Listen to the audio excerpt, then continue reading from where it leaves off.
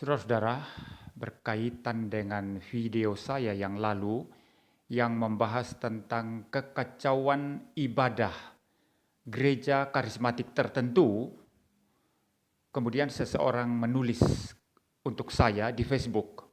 Dia berkata, "Pak MYM, injili orang Islam saja.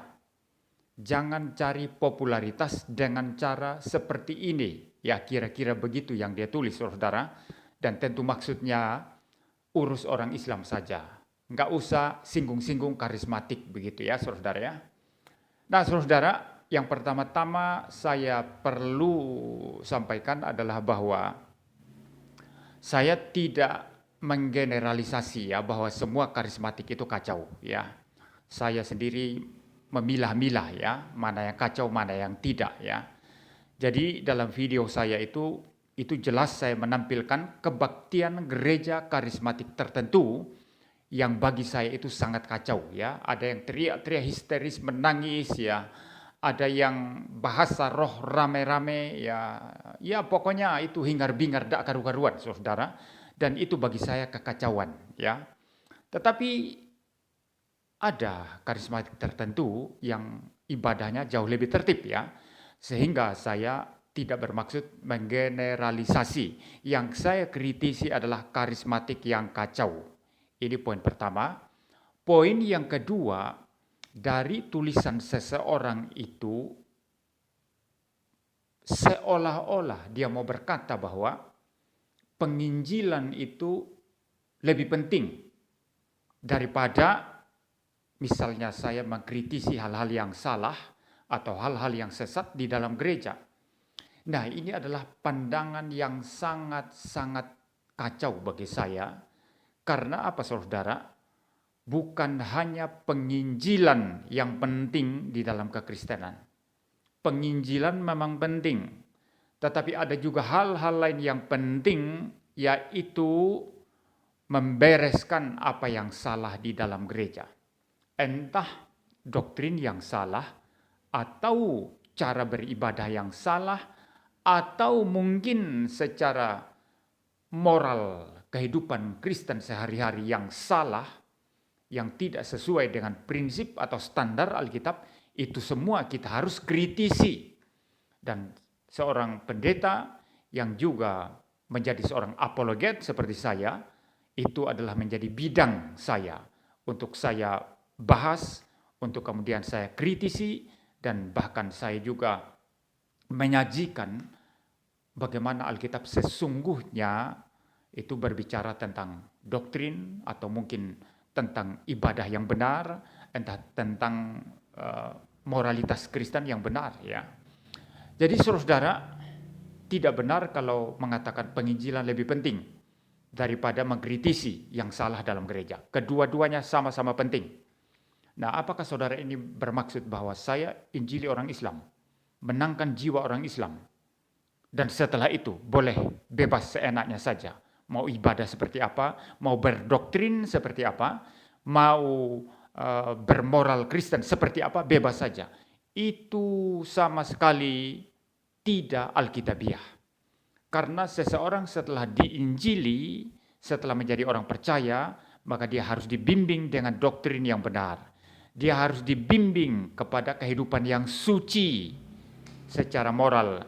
Dan dia harus dibimbing untuk beribadah kepada Tuhan dengan benar. Maka salah besar mengatakan injili orang saja.